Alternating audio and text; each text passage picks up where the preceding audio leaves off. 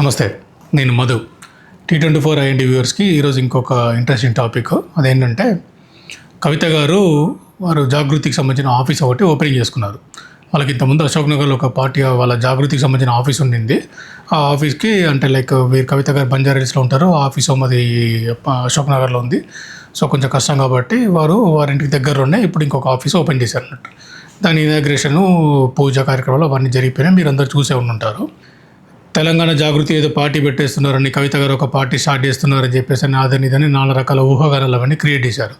ఒక ప్రోగ్రామ్తో party office అంటే వాళ్ళ జాగృతికి సంబంధించిన ఆఫీస్ ఓపెనింగ్తో పాటు ఏం చేశారంటే తెలంగాణ జాగృతి కానివ్వండి, భారత రాష్ట్ర సమితి కానివ్వండి, రెండు పార్టీలు, ఒక పార్టీ ఒకటేమో ఆర్గనైజేషను, ఈ రెండు కూడా కేసీఆర్ గారు రెండు కళ్ళు అని చెప్పి వారు ఒక క్లియర్ స్టేట్మెంట్ ఇవ్వడం జరిగింది. అంటే ఈక్వల్ ఇంపార్టెన్స్ ఉండింది జాగృతికైనా కానీ బీఆర్ఎస్ పార్టీకైనా కానీ, కేసీఆర్ అధినేతకి ఈక్వల్ ఇంపార్టెన్స్, అధినేత దగ్గర ఈక్వల్ ఇంపార్టెన్స్ ఉంది అని చెప్పేసి చాలా క్లియర్ మెసేజ్ అయితే పంపించడం జరిగింది.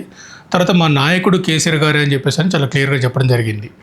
వీరు చేసే కార్యక్రమాలన్నీ కూడా బీఆర్ఎస్ పార్టీని కానీ కేసీఆర్ గారిని స్ట్రెంథనింగ్ చేసేటువంటి కార్యక్రమాలు తప్ప వారు వీక్ చేసేటువంటి ఆలోచన లేదు అన్నది మాత్రము చాలా స్పష్టంగా తెలుస్తూ ఉంది. సో ఇది ఇస్తే క్లియర్, ఇక్కడ వరకు క్లియర్. 2010 తీసుకునేది ఉంటే, ఒక బెంచ్ మార్క్ తీసుకునేది ఉంటే 15 సంవత్సరాలు అవుతుంది. 2010 నుంచి తీసుకునేది ఉంటే 2014లో తెలంగాణ ఫార్మేషన్ జరిగింది. నేను 2010ని బెంచ్ మార్క్ ఎందుకు అంటున్నా అంటే 2010లో పుట్టినటువంటి పిల్లలు ఎవరైతే ఉన్నారో వాళ్ళకి కరెక్ట్గా ఇప్పుడు 15 సంవత్సరాలు వచ్చినాయి. అంటే వాళ్ళు ఇప్పుడు 10th క్లాస్లో ఉన్నారు. వీళ్ళు డిగ్రీ నెక్స్ట్ 3 ఇయర్స్లో డిగ్రీ అయిపోయే టైం కల్లా వీళ్ళందరూ ఓటర్స్గా మారబోతున్నారు అన్నట్టు. వాళ్ళు అడాలసెంట్ ఏజ్కి వచ్చేసరికి ఏమైందంటే తెలంగాణ ఫామ్ అయిపోయింది, తెలంగాణ గవర్నమెంట్ వచ్చేసింది, తెలంగాణలో యాక్టివిటీస్ స్టార్ట్ అయిపోయినాయి, ఇవన్నీ జరిగిపోయింది.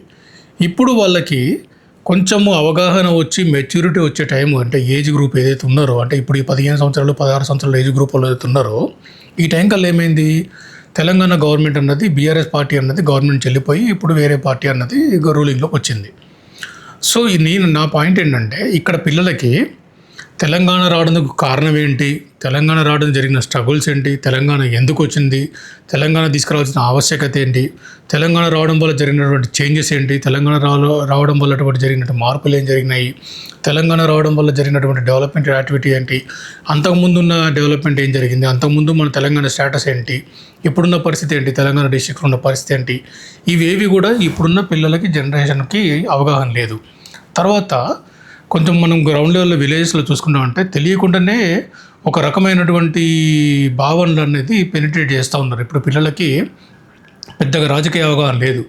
వాళ్ళకి ఏంటంటే కమ్యూనల్ క్లాషెస్, క్యాస్ట్ క్లాషెస్, తర్వాత కాలేజు అంటే ఆ కాలేజీలో ఈ కాలేజీలో అయితే కులపోడు అని చెప్పేసి అని రకరకాల నాలెడ్జెస్ వాళ్ళకి సరైన నాలెడ్జ్ లేకుండా ఈ పనికి మాలిన సబ్జెక్టుల మీద వాళ్ళకి నేర్పిస్తూ ఉన్నారు. అంటే పిల్లల మైండ్ కలుషితం చేయడం జరుగుతూ ఉంది.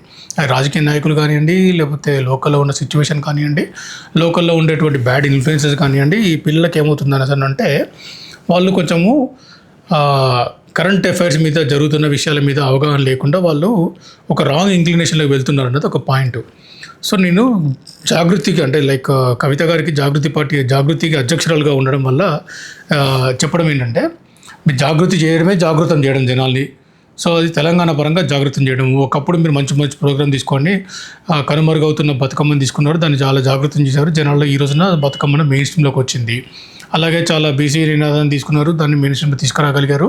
ఈ రోజున మనకి రిజర్వేషన్ తీసుకొచ్చే పరిస్థితి, 50% రిజర్వేషన్కి వచ్చేంత పరిస్థితి తీసుకురాగలిగారు, బాగానే స్ట్రెంథన్ చేశారు. తర్వాత మహిళా రిజర్వేషన్ బిల్లు కోసం కవిత గారు బాగానే పాటుపడ్డారు, చాలా మాట్లాడారు, దాన్ని బాగానే స్ట్రెంథన్ చేయగలిగారు. సో మహిళా రిజర్వేషన్ కోసం కూడా బాగానే పాటుపడ్డారు. సో వారు తీసుకున్న ఎజెండా అన్ని కూడా బాగానే సక్సెస్ఫుల్ చేస్తున్నారు. కాబట్టి ఇక్కడ నా విన్నపం ఏంటంటే కవిత గారు తీసుకోవాల్సింది, ఇప్పుడు ఎవరైతే ఇంటర్మీడియట్ లెవెల్లో ఉండి డిగ్రీ లెవెల్లో ఉండేటువంటి స్టూడెంట్స్ ఉన్నారో, ఎస్పెషల్లీ గర్ల్ స్టూడెంట్స్ ఉన్నారో, వాళ్ళకి తెలంగాణ జాగృతి ఆవశ్యకత, తెలంగాణ జాగృతి ఏం చేయదలుచుకుంది అన్నది మీరు చెప్పి వాళ్ళని జాగృతం చేయాల్సిన ఆవశ్యకత చాలా ఎక్కువ ఉంది. వాళ్ళకి 18 years 19 years వస్తే వాళ్ళు మేజర్స్గా అవుతారు, వాళ్ళే ఓటర్లు అవుతారు. సో ఇప్పటి నుంచి మీరు నేర్పిస్తూ ఉంటే, వాళ్ళకి చెప్తూ ఉంటే, వాళ్ళని జాగృతం చేస్తే వాళ్ళు ఒక యంగ్ ఓటర్గా తయారవుతుంటే గుడ్ అండ్ బ్యాడ్ అన్నది డెసిషన్ ఏంటన్నది వాళ్ళు తెలుసుకోగలుగుతారు. మంచి ఏంటి చెడు ఏంటన్నది, మన తెలంగాణ కోసం ఏ పార్టీస్ ఉంటాయి, తెలంగాణ అభివృద్ధి ఎట్లా జరుగుతుంది అన్నది వాళ్ళకి అవగాహన అంటూ వస్తే దాని మీద వీళ్ళు ఫైట్ చేస్తారు అనేసి ఒక నమ్మకం కుదిరితే వాళ్ళు ఎవరికి నచ్చిందో వాళ్ళకున్న అండర్స్టాండింగ్ బట్టి దాని మీద డెసిషన్ తీసుకొని వాళ్ళు ఓటింగ్ వెళ్ళగలుగుతారు.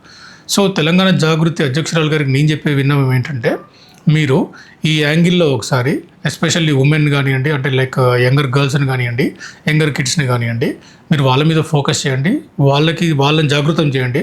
ఆటోమేటిక్గా తెలంగాణలో రానున్న సమాజానికి సంబంధించిన వాళ్ళందరినీ మీరు జాగృతం చేసిన వాళ్ళు అవుతారు.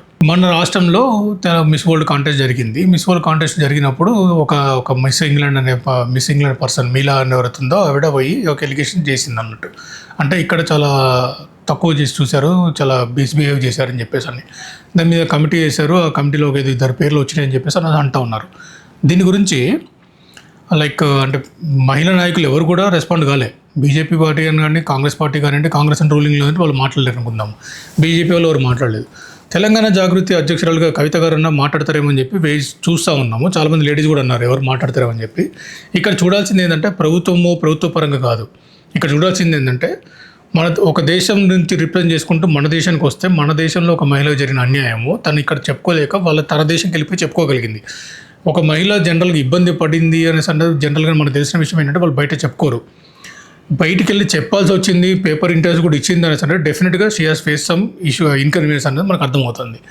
ఇట్లాంటి ఇష్యూ మీద కవిత గారు ఎందుకు మాట్లాడలేదు అన్నది సరే పొలిటికల్ రీజన్స్ వేరే రీజన్స్ కావచ్చు, కానీ అది మంచైనా చెడైనా కూడా ఈ ఇష్యూ మీద టాపిక్ మీద మాట్లాడితే బాగుంటుందని చెప్పి చాలామంది మహిళలతో మేము మాట్లాడుతున్నప్పుడు చెప్తున్న విషయం ఏంటంటే కవిత గారు రెస్పాండ్ అయ్యి ఉంటే బాగుండేది అని చెప్పేసి అని. సో ఇంకొక టాపిక్తో మళ్ళీ ఒకసారి కలుసుకుందాం. Chill then thank you.